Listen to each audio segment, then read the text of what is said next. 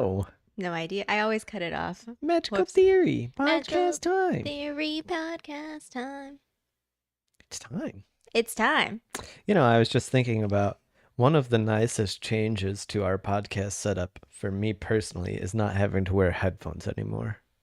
Yeah. It was so hot. Well, I Never wear comfortable with them. the headphones in the ear for Yes. streaming now because the ones over the head pinch.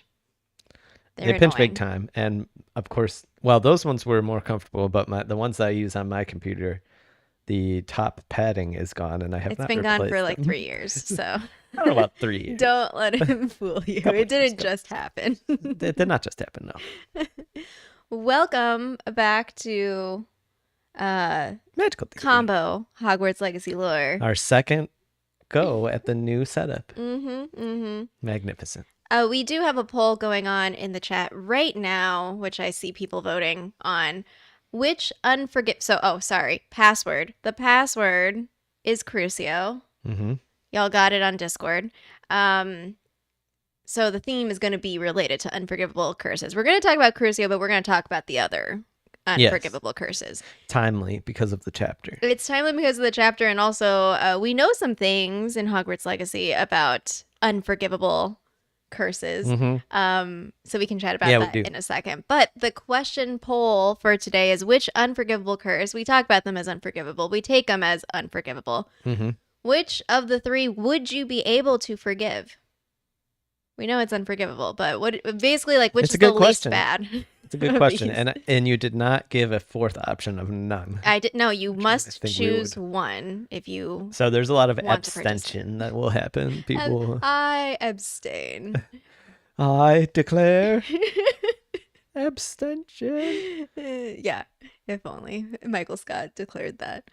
So let's talk about first the series of clues in case you missed the series of clues for our password. Each week we do a password, or we play password, a variation of it. We pull a password out of a cup, and then over the week we give a series of clues where you try to guess the password, and that is the theme of the upcoming episode. So we'll be pulling a new password for next week's. Oh, that's right. 2 weeks. We're going out of town this weekend, so we won't be live next week. Yes. But the series of clues that we gave out this time around, first was spell, then was Neville, and finally pain. Pain. Which is what I felt on most of the days this week because I got my second booster for the COVID vaccine. This is true. It was painful. Anyway, Unforgivable Curses. Yes, so it's our first half of our episodes now. Yes. We talk about Hogwarts Legacy, and in particular, whatever theme comes out of that cup the week before. Whatever comes out is what we talk about. All so right, last week's was Crucio.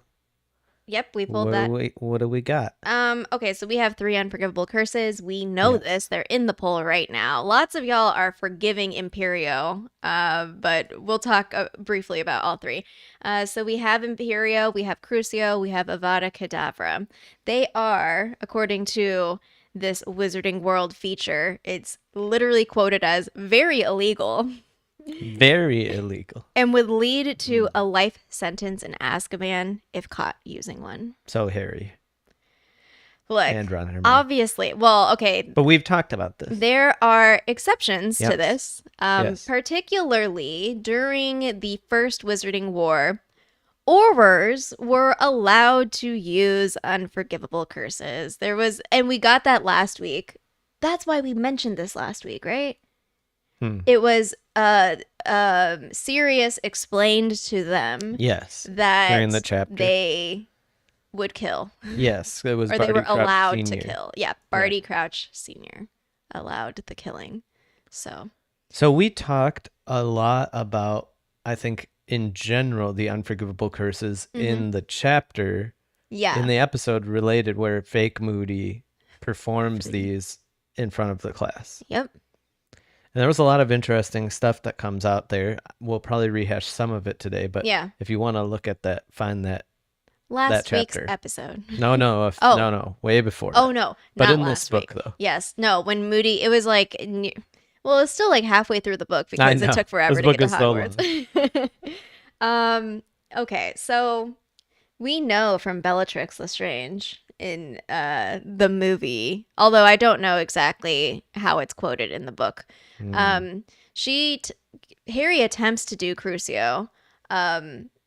This is like in the future from this book where they're in the Department of Mysteries, well, the ministry, and there's like all this stuff happening. Mm-hmm. And she tells him, "You have to mean it." And I think the actually, oh, I might have the quote itself. You need to really want to cause pain to enjoy it.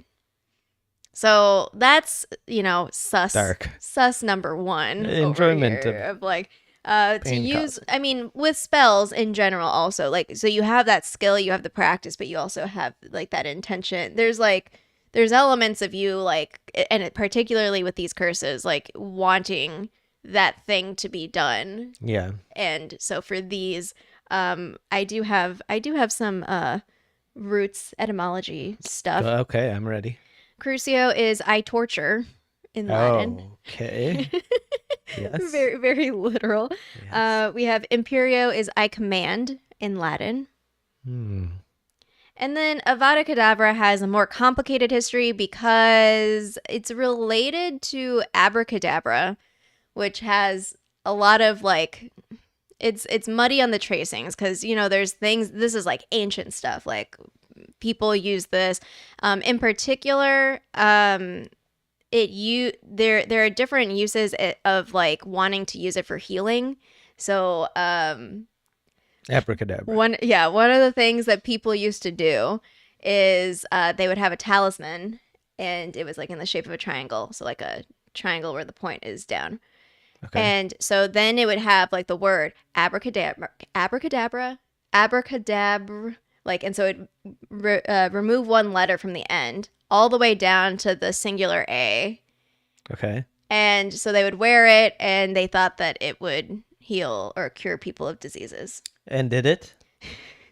Well, they stopped doing it in the I wrote it down. They stopped doing it in the 18th, 19th century, one of the centuries. So my kind of cultural awareness of abracadabra sans Pokemon is like Abra. it's the magical word usually from my experience for disappearing. It's like abracadabra or like changing or something like wow. Yeah. So apparently the Avada Kedavra is a variation of some version Cadabra's gotta be cadaver, right? related to abracadabra, but also in Aramaic. So like it's spelled differently. It's not Avada Kedavra, but there you can kind of see words related to that. You can see a tracing of how, for the purpose of this book series, how it came to be that phrase. Right. There is some sort of like, I don't know. So I mentioned the healing stuff, like culturally, or how that was being done, of like what it actually means. So the meaning that I sussed out through looking at different sources is I create with the word. So then there's also like religious like applications of it. I don't know. It's just like very interesting because there's a lot of depth to it. So if you're interested in the history of abracadabra, is some podcast that does like full episodes on etymology. Yes, should make an episode about this. They should. There's a lot to it. But, probably already have. But the thing also related to the healing is kind of like destroying the thing that is ailing you. So, and cadaver, especially as you mentioned, is so like destroying the body. Just, it's part of it. Yeah. Yeah. Interesting. And that's the background etymology. Good background, thank you, as always. High IQ Warrior says it's totally legal to use them as long as you aren't caught. Well. Well, I guess it's like people do it without wanting to get caught. It's still this illegal. is a very important part of our conversation in general around the unforgivable curses is there. You flex the rules for the ministry. It's a legal definition. Yeah. But we moral questioned whether on a moral level, like, do other spells belong in the same category, Yeah. like Obliviate? It's wild. Let's talk about Hogwarts Legacy. Well, can we talk about Crucio for a second? So one of the reasons we Sure. talked about, I mean, I read a bunch about Neville Longbottom, and now I think he's my next character I want to do a deep dive on because, well, it's like his whole family and this, like, everything that they went through. Neville's parents were crucioed to insanity, basically. And so they're in St. Mungo's. And so, like, there's a lot of, like, very emotional aspects to that. But then I kept reading like different things, and I read about I jumped forward to Deathly Hallows with his grandmother, and she like joins in and fights. She's just so I'm like, oh my god, the Longbottoms are so great. Anyway, yeah. So in the thing about the Longbottoms that I guess I don't know, like I know things about the wizarding world, but I don't commit a lot of details to memory. So one of the things that that was notable about the Longbottoms being crucioed is that the war was over. And so this happened after the war ended because they were trying to get information about Voldemort. But anyway, like, and because they were so well liked, they were part of the Order of the Phoenix and all this stuff. There's a line, there was another wizarding, all of the Wizarding World features are in the description. I linked them, the ones that I looked at in particular to Crucio. And the thing, there was a feature and it was talking about the Longbottoms as parents, but being still part of the order, which is not something that crossed my mind. So like the way that this feature was written was saying like how noble it was of them to not just wanting to protect their children, but like all the children, all the people, and like putting their lives at risk potentially. And I don't know. So I was just like, I was seeing them in a particular light because I was in this like deep dive about Neville and like bravery and all this stuff. So that's all I wanted to really say about Crucio. But yeah, I'm looking. We're still back 50-50. It does not look like anyone wants to forgive Avada. It's a hard one to forgive. Yes, it's very final. Yeah. So Hogwarts Legacy, as you asked. Well, we had in other features on Hogwarts Legacy, we've talked a little bit about one major concern is what level of, let's say, freedom is there to cause harm to your fellow students. So we have a confirmation that Avada exists. Yes. But it's being casted on a goblin, I believe. I guess so. It's the person is kaboomed. Right. It also, because we briefly talked about this yesterday, it also looks like somewhat cinematic, like a cut. Even if it's just like a Skyrim cut where it's like, oh, you kill the last enemy and it's like, yeah. So I played Skyrim yesterday. That's why it's like, that's the thing that comes to mind. So but it makes me wonder to what extent like that's actually a thing, or is it like, part of the story? Yes. Of whatever is going on. Well, I think there's a couple of layers to this. The first layer, and one important one to start at, is would they create space in the game to allow you to harm your children? Yeah. I'm personally just speculating that they probably won't. Yeah. So they're probably a layer though. So it's probably some spells you might be able to do. So like Levi Corpus or like whatever. Yeah. Then some spells will be, you can't target them or you can't hit them or it'll fizzle if you try to cast it or something. Yeah. But then there's this other type of question to me, which is if you I forgot my train of thought. So my question is, we have confirmed Avada. So how would Crucio be in the game? Oh, that's a really interesting. Because I'm like, especially mechanically, I can't see Crucio unless it's to incapacitate. you could also Crucio to death, I guess. Like, there needs to be an end to it. It can't just be like infinite torture. The second part of it is like, why would you choose to torture when you can incapacitate in other means? Yeah. Like, and I just don't know how it would fit in well, we have this whole thing. a fundamental sort of question here, because violence is a part of the game. It is. I mean, you will have to commit acts of violence against the enemies, it appears, in order to win. Yeah. I feel like... and progress. For me, I mean, we've seen different shots with ancient magic. Ancient magic seems obliterating enough that you don't... Like, you lightning strike and explode somebody. Like, you don't need Avada, probably. Which makes it... You don't need makes it Crucio. interesting. Which is like, okay... is it all you can't do any damage to the students is a possibility that they're essentially like immortally protected. Yeah.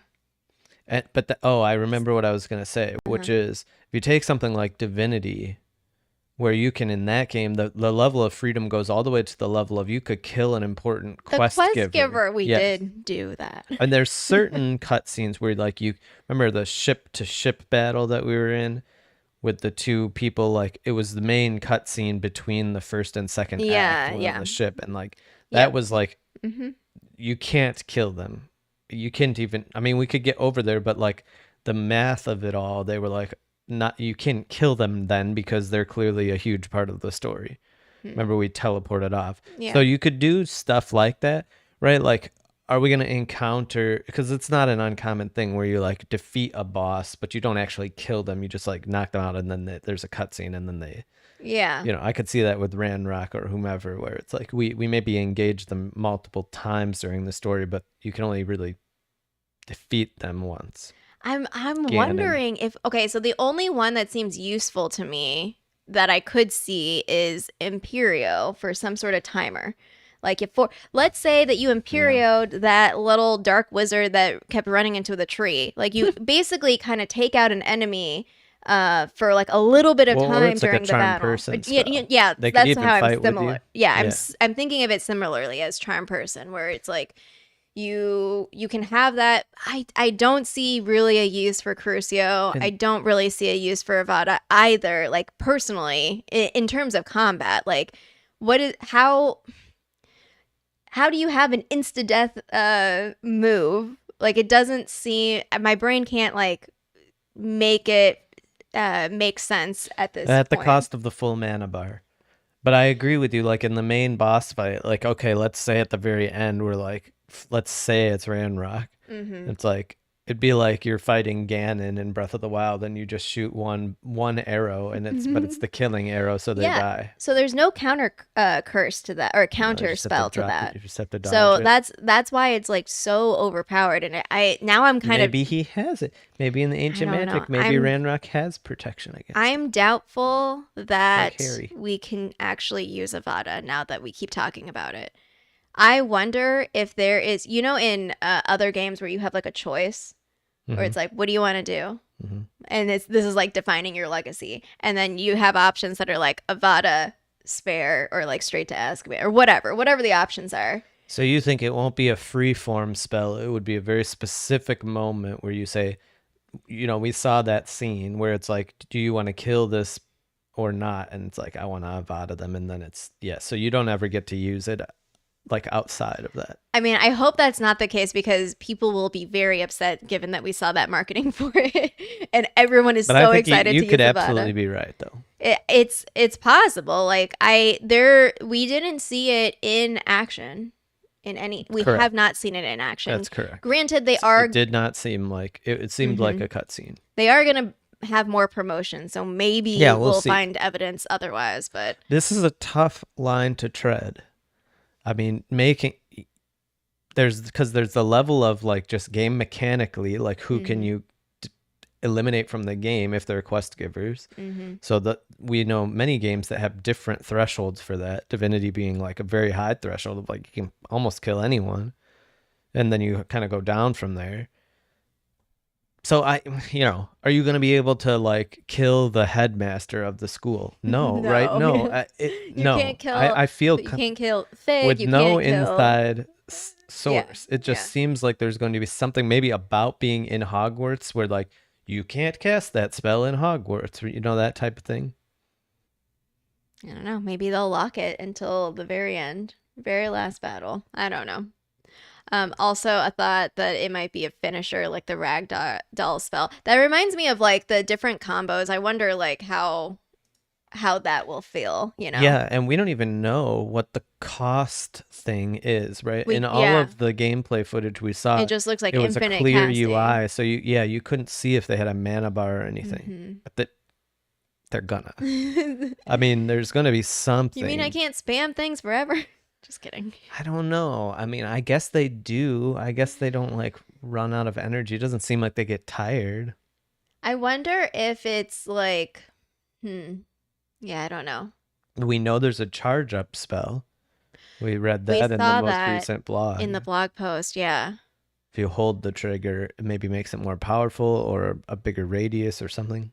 I'm going to hold it until Avada pops up, and then it's like, kaboom. And well, the thing is that like in world, so we talked about going in and out of like immersiveness of the wizarding world. So like, what is it that the rules are going to be flexed for us, and like all bad things that we do, we're not going to go straight to Azkaban? Like, it doesn't seem like Fig, in one of the other blog posts, it seemed that the ministry was not suspicious, but like doubtful of Fig. So it doesn't seem like they're in cahoots being like, oh, yeah, you're the chosen one. Do whatever you want. But this is an important distinction between stories and games.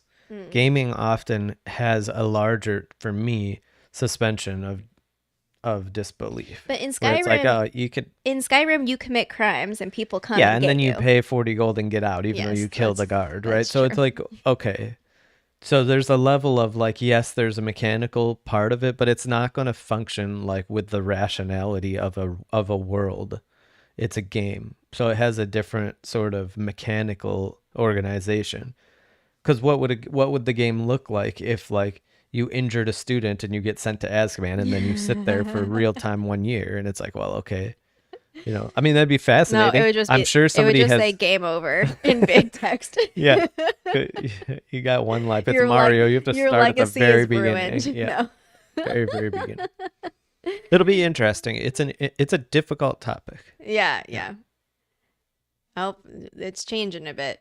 Still, people will not forgive Avada. You know what's interesting is that Avada, in like the nicest way, is framed as like, at least it's instant. And it's like over.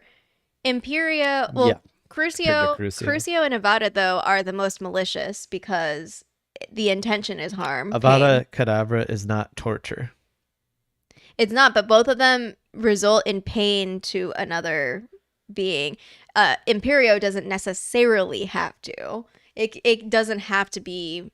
I mean, it's still wrong, obviously, to control another person without their consent or whatever, but it doesn't have to be used necessarily for harm. You know? It's interesting. It's really interesting how they're going to approach this. Maybe there'll be different settings. Possibly. Are we? Oh, we got the selection. Okay. This is for next week? Okay. Or 2 weeks? 2 weeks from today. I'm picking? You're going to select. Don't show the camera. My hand is too big for this. Oh my gosh. I can't get it. I will get it. Okay, you do it. Oh my gosh. little thingies. All right, here we go.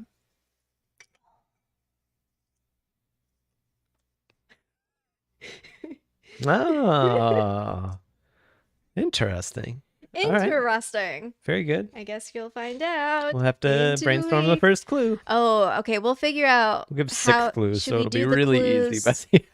Not next. We'll probably do the clues leading up to it. So not not tomorrow, but a week from tomorrow. Yes. And we'll get that. That sounds right. All right. Well, thanks for joining for Hogwarts Legacy Lore. See y'all in 2 weeks. Now, let's get into, speaking of Unforgivable Curses. Wands ready. Avada Kedavra. I didn't know where you're going with that. I was going to say Crucio, but... sorry, Imperio. Right. The wrong word. Imperio. Turn to page 535. The Madness of Mr. Crouch. Today's lesson is called Who Knows What? The chapter begins with our trio going to the kitchens. Dobby welcomes them with open arms and gets his new socks. But Winky is drunk in the corner. She is nearly incoherent, but when Harry brings up Mr. Crouch, Winky declares that he needs her to help keep his secret. Hermione receives hate mail after the Witch Weekly article and is determined to figure out how Rita Skeeter is spying on them without being seen. She eliminates the use of an invisibility cloak after asking Professor Moody. The champions are led down to the site of the third task, which will be a gigantic maze filled with beasts, spells, and other obstacles. Krum asks Harry to hang back and interrogates Harry's relationship with Hermione. As they talk, a delirious Barty Crouch Sr. emerges from the woods, stumbling and asking for Dumbledore. Harry leaves Crouch with Krum and hustles to Dumbledore's office. By the time they return, Krum is unconscious and Crouch is missing. Dun, dun, dun. We started in the kitchens and then we had a whole journey to get to where we got at the end. It was a pretty long chapter. I, though, feel so bad for Winky. She's just a little, I just want to give her a big hug. I'm so sorry. I'm so sorry this is happening to you.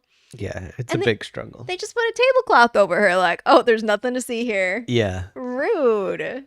So rude. Yeah, there's a lot in that scene because they also just basically disown Dobby. Yeah. So there seems to be quite the, let's say, covering up of any sort of extreme behavior. Everything is performative. Yeah, we're put on a good face. We're not supposed to be seen or something like that. Yeah. Well, okay. One of the things I wrote a lot about, I mean, there's no secret we hate Rita Skeeter on this podcast. But that's correct. Hermione is getting threats. Yeah. I'm sorry. Not just threats. Poison. And poison. Someone go call the wizard police right now. Toxic. Hello. Yeah. What are y'all doing? Call them up. Hogwarts doesn't have some sort of mail security a screening process that's like, oh, things are I guess they're coming by L, but still, like, you can have a little check-in process to be like, is there anything dangerous to kids coming in here? No, everyone's just sending threats to Hogwarts. Anyone could send anything to Hogwarts. All you need is the name of a person to be like, oh, the howler go. And stuff, like, yeah, it's ridiculous. I'm gonna curse you. It is ridiculous. It's so real. It's painful. Well, because the howlers in particular, like, I was just like, because you get like the screaming in your face. I mean, we were just talking about the amount of spam we get, like, just in general now, like phones or, telemarketers, solicitors, whatever, internet stuff, emails. Like, the digital opens up so much constant barrage of nonsense. It just lowered the effort bar in order to cause pain via communication anonymously. Yeah. Yeah. I'm like, someone just go tell a teacher. Can somebody tell a teacher, like, that this is happening? Yeah. Because Pansy reveals herself to be like one of the instigators of this, because she's gleefully taking in what happened to Hermione. Hermione goes to the nurse. I'm sure she surely told Madame Pomfrey, right? You would assume so. Look, but I think at one point Harry doesn't even tell Pansy why Hermione ran away, because she like tries to bait him with like, what, did you break up or whatever? And Harry very intentionally isn't like, oh, it was caused by the Witch Weekly or whatever. I read it as like she knew, or she sent the pus. She sent or whatever. Them? I don't know. Yeah, oh my god. Or like her family. I don't know. Who knows? It's probably just random people. But that's the stochastic style, right? Of like, she doesn't have to do it. She just initiates it. Yeah. By lying in this article. Go to the Wizengamot and go sue Pansy for libel, slander, whatever the right. No, sue the Daily Prophet and Rita Skeeter and Witch Pansy. Weekly. Witch Weekly. Sorry. Get the Prophet too, though. Get him. Get him. Sue them all. No. Where's our journalistic integrity? You can't defame her. Come on, people. I don't know. I think I'm frustrated because Hermione's like, oh, I'll get Rita Skeeter back, and I'm like, you can get her back by like seeking justice or like taking her down, and not like some personal thing that you're trying to do. And it's funny because I contrast this with her whole efforts to speak up for house elves, and I'm like, look, you got to stand up for yourself. You can't just go around trying to speak on behalf of other people until you like do things for advocate for yourself. And it made me wonder about why her deal right now is house elves and not, well, I don't know. It's kind of weird because I was thinking about her relationship to being identified as Muggleborn and the hate that she gets for that. And of course, like older Hermione, I think probably is more of an activist, but it's just I have like a lot of complicated things because I shouldn't expect a 14-year-old to solve everything, but I'm also like stand up for yourself. You also have teachers that don't solve stuff and even do it, right? I mean, Snape. So the word to me is accountability. There's no attempt really to hold people accountable for their actions, which is just extremely disappointing, even in a fictional world. It's more disappointing in the real world, but it's like, well, why even have the rules if you're not going to attempt to hold somebody accountable? Yeah. There's no way that they're allowed to send her booba duper pus undiluted in like, so we can say there's some level of disappointment to me of like, just the mechanisms around it all. Doesn't seem to be any type of support system or any type of communication around what to do with things like this. I mean, Harry's been getting death threats for years, it feels like. Well, also Hagrid mentioned that he got threats. Right, that's right. And he's a full-on adult. He's an adult teacher. Take care of yourself. Oh my gosh. Just ignore them, throw them in the fire. No. Yeah. Which is good advice in general. Don't look at the comments. don't look at the comments, but I mean, if you know it's rising to a certain level, you have to collect that. That's evidence. Yeah, true. Sorry, I was like yelling into the mic because I'm like, oh, no, it's very real. Yeah, take them down. Oh my god, I'm with you. We also got some information about leprechaun gold. Oh, I know. I know. And then a whole moment with little baby Ronald. I know. Oh. He said a whole lot. And I felt really bad. Going quiet and like that he's sort of like reconstructing this moment and And there's a nice intimation about Fred and George, and we will learn more about their experiences with leprechaun gold. Yeah. Oh, yeah. All of that happened. The thing I wrote down was that very disdainful thing he said, which eventually you see it in like the next paragraph or two where he's saying to Harry, oh, it must be nice to like not notice that there's no gold. But then later he was like, I hate being poor. And I was like, there you go. That is the thing that has been bugging him forever. Yes. And he vocalized it out loud. It's helpful because even though Harry and Hermione don't have anything to say, when he lashes out, maybe because of it, it's easy for them to sort of redirect. But when you actually speak the truth, then people have to confront it with you. There's no option. Yes, it's for me it's sad, but there's a sense of relief of like it's not there. There's a search for the core reason of feeling a certain way, which is extremely important to reconciling for yourself. Yeah. All of this because of the Nifflers. I thought it was cute, though, that Hagrid designed this whole lesson activity where he was like, okay, you're going to go. Like, I was like, and then he's just like, oh, it's just leprechaun gold. Cute. Yeah. So cute. No, it's a good lesson. I mean, he does run some pretty solid lessons where it's like you organize, they're sort of organized around like some primary feature of the beast. So, for example, Buckbeak and the Hippogriffs, it was about sort of pride and developing a relationship with a creature that has a different sense of like the world.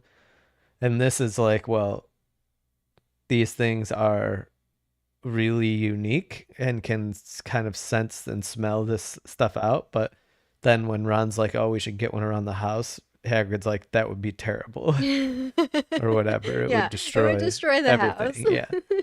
Yeah. Oh my gosh. We have some stuff about Rita. I'm gonna put this comment up right here. So Harry literally, or was it Harry? Ron said it, I think, about being about bugged. Being bugged, I was like, oh my god, y'all are so close. I mean, Yeah. that was intentionally put in there, obviously, but Or maybe no, Ron must not have said that. But Ron said something like it wouldn't work or whatever because of how much magic is around. well, yeah. So the too much magic in the air, Right. around Hogwarts, which. Too much magic in the air, some ancient magic in the walls. No. I like because it. of a ghost war. Yes. No. Just kidding. But yeah, I do. Okay, I guess I have not done enough research into animagi. Ironic, given last week. I know. Well, okay, I read this thing in Tales of Beetle the Bard, because there's a story in there that relates to Crucio. That's when I found out that the Unforgivable Curses, hopping back there for a second, they became unforgivable and illegal in 1717. So they were not illegal before then, because in the story, Dumbledore's commentary was talking about Beetle at the time. Torture was not illegal, so that's why it's like in the story in this witch thing. I forgot where I was going. Oh, but also it was a lot about animagus and animagi in that like the tale. Legality of it. No. It was just like it was about like there was more description about animagi that I didn't find in the. Well, it was similar to what I found in the Wizarding World. But what happens when you step? What happens if you stepped on Rita Skeeter? Would she just Is it like a D&D Yeah, druid? that's what I'm thinking. Would you No, just I don't think so. pop I think into- they would die. I mean, you know how Sirius in Padfoot form gets slashed at pretty hard by Lupin in werewolf form, and then when he transforms, he is severely injured. It's not like Okay. It's not a shield of hit points. Yeah. Yeah. Yeah. So I think she would die. Well, If she just living got life on the edge. smushed. Yeah. She is living life on the edge for sure. Yes. Oh my gosh. Also, okay, so there were so many there were so many Beetle popping. what do you call it? There were so many comments in the dialogue in the latter half of the chapter that I was like, oh my goodness, what is going on? Well, part of it was that Easter was coming, and so they all got packages, Easter eggs, and Hermione's was smaller than a chicken egg. And the first thought that popped into my head was, Molly believes the lies and thinks that Hermione's a Scarlet Woman. I know. Like... Molly. Are you kidding me? You know Hermione. But we know this as one of Molly's weaknesses. Is she is susceptible to fake journalism that is actually just gossip. Yeah. Also, Lockhart. I was going to say also Lockhart. It reminds me of Lockhart. She believes what she reads. Yeah. Why would you distrust Rita Skeeter? The Skeetster. Even though she messed up Harry's age by 2 years. Yeah. She's very trustworthy. I am shocked that nobody thus far, to my knowledge, in the wizarding world has gone after Rita Skeeter. Surely she has, like, been found... Well, I guess I could say the similar thing about Lockhart. Like, how are these people existing, you know? Interesting discussion about the idea of, let's say somebody did smush Rita as a beetle and she died. Yeah. Would she pop back out as a dead Rita? Or would we just not know? Oh my god. Yeah. Wait. If you die while using a polyjuice potion, you stay in that form in death. Interesting. Maybe we'll find out in Hogwarts Legacy how this all works. Dear Hogwarts Legacy, put a book in there for some lore. So that we can get the answer that we're looking for. Yeah. Then we also got in that same package Ron got from his mom. There was also a letter they heard back from Percy. Yeah. Who, again, I wrote... As I've been telling the Daily Prophet. He literally says, please don't bother me again unless it's anything important. And then the best part is next line, happy Easter period. Get out of here, Percy. Are you serious right now? We also have, so we're talking about some unforgivableness. We're getting into the unforgivable part. Well, we find out later that it is unforgivable, but is transfiguring a student into a ferret forgivable? Nobody knows. I don't know. Will we be able to do that in Hogwarts Legacy? And Moody never got in trouble for it, so fake Moody never got it. Well, fake Moody got in trouble for a different reason, so maybe eventually people get in trouble, but perhaps not transfiguring a student. Who knows? Who knows? Mr. Crouch. That's my next section, so we're right on time talking about unforgivableness and doing harm onto people. Yikes. Yeah, big yikes. Yikes forever. Like,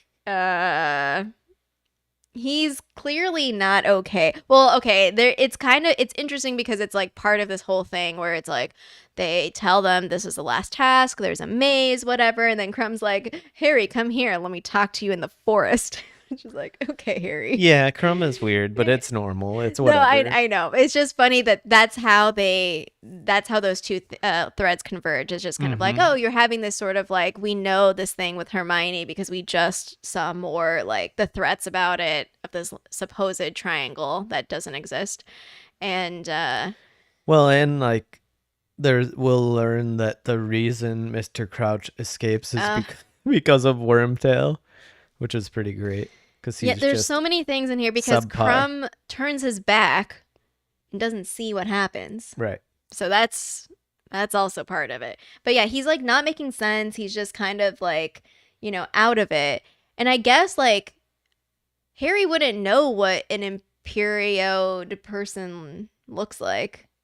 Didn't we talk about this at some point? Well, he actually has learned about it in class, and they've had the Imperious Curse put on them, and they've had to fight it. What did Moody say? Oh, did he say that?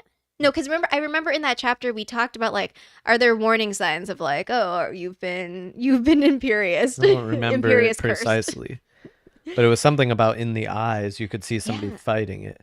So I did not read it carefully enough to see if there was reference to his eyes, but it also was a lot about his eyes, and he went in and out though. Yes, it was more about like the eyes were bulging a lot, and kind of like it seemed like he was not there, and of course what he was actually saying didn't make sense until it was like that snap when he was talking to Harry directly. Yes, and trying to get Dumbledore, and he said my son and. Bertha couldn't put together the verbiage needed. Come on, Harry. My son's alive would have gone a long way. No, that I can't. I only have because I think the next chapter might be the pensive memory.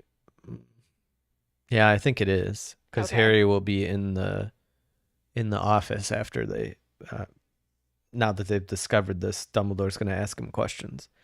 But it was, it's another good scene where you're getting clues where now we know the sickness is much more complicated than actually being sick. He's like trying to declare himself as having an important secret. So again though, wouldn't people know what an imperious person looks like?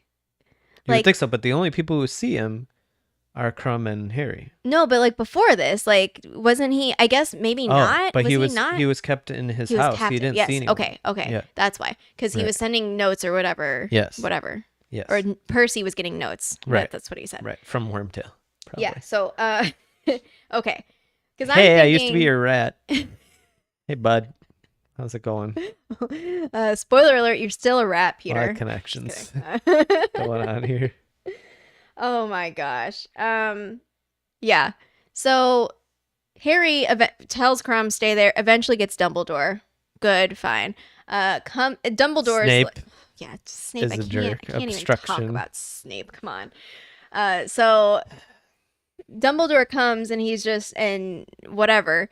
And then oh, what was I going to say? Oh, so then all this stuff unfolds. Krum's like, oh, he attacked me, blah, blah, blah, blah, blah, whatever. So then Dumbledore goes into this. Well, he sends his Patronus Phoenix to go get Hagrid. Hagrid comes over. So we have like all these people in the forest right now. He also tells Harry not to send the letter, which is interesting. But also Moody hobbles in like 2 seconds later, and it's like, come on. Yeah. Come on, bro. Yeah. Snape told me. Yeah, Snape is definitely gonna tell you. My favorite part about that scene is that Dumbledore is like trying to manage everything. He's like, okay, you have all these people, do this, don't do this. You know, he's like trying to control Karkaroff just freaks out. Karkaroff comes up. Hagrid freaks out. So that's what I'm saying is like Dumbledore is like, Hagrid, no. Harry, no. All you people, no. Do these things. I got it under control. It's a lot that happens out there. Yes, it is. It's a crazy scene. There's so much going on. First of all, is just the plain odds that he comes across Harry and Krum. Yeah. Because I think what we will learn is that when Crouch escaped, Wormtail and Voldemort communicated with fake Moody. And fake Moody has been watching the Marauders map to see if Barty Crouch appears. And this is why he makes it down there and kills him and attacks Krum in time. And then he fakes that he's just arriving. Okay. So the Marauders map goes all the way to the Forbidden Forest?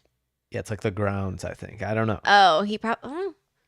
I could be wrong about this, but I'm pretty sure that's what happens.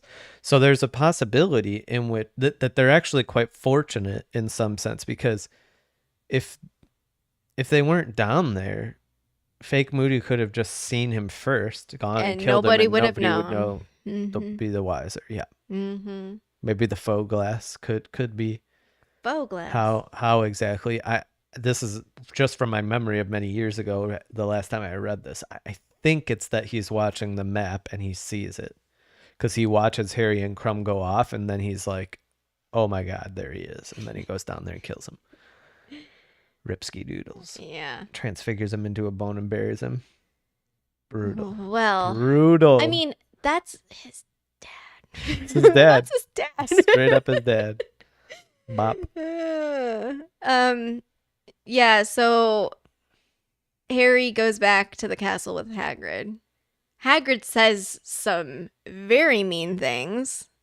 Yes. About Durmstrang and foreigners, as he says. And Madame Maxime. Well, I think so. It wasn't. I pieced it together because he doesn't necessarily. Harry's the one who brings her up. Yeah. And then it's like, oh yeah, that's why he's in a mood. Grumpy. Well, also Karkaroff with his moment with Dumbledore. Hagrid is not having. Yeah, he's not having any of this. He's disrespect. Like, I am over it. Send them home. Let's get back to whatever. I mean, honestly, his heart is broken, so he's lashing out at everyone and everything. Yeah.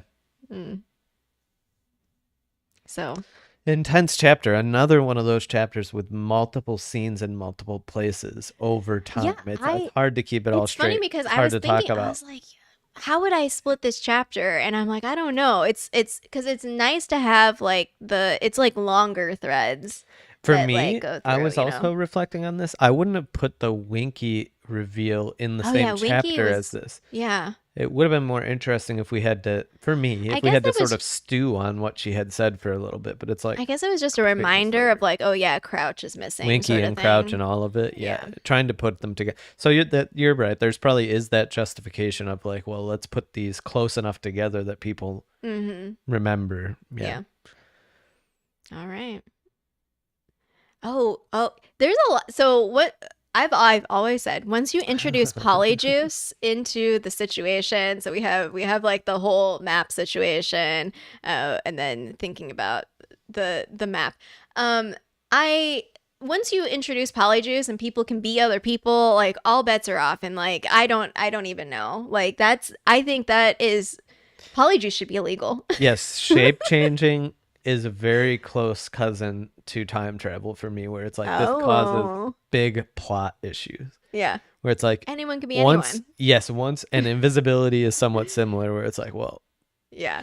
if I was a student at Hogwarts, the first thing I would try to master is making myself invisible. It would be so useful. This reminds me of Zier's been posting them on Discord. It's the movie pitch things, and it's why don't they do that? That's what it reminds me of. Yes. It's like finding these little things and be like, why don't they do this all the time? Yeah, why don't we hide this at the school and we'll put a giant 3-headed dog in front of it, and that should be fine. Yeah, maybe good. Some chess. It's fine. And then a bunch of poisons just sitting out. Good enough. And make it a puzzle. All right. Well, that problem solved. Yeah.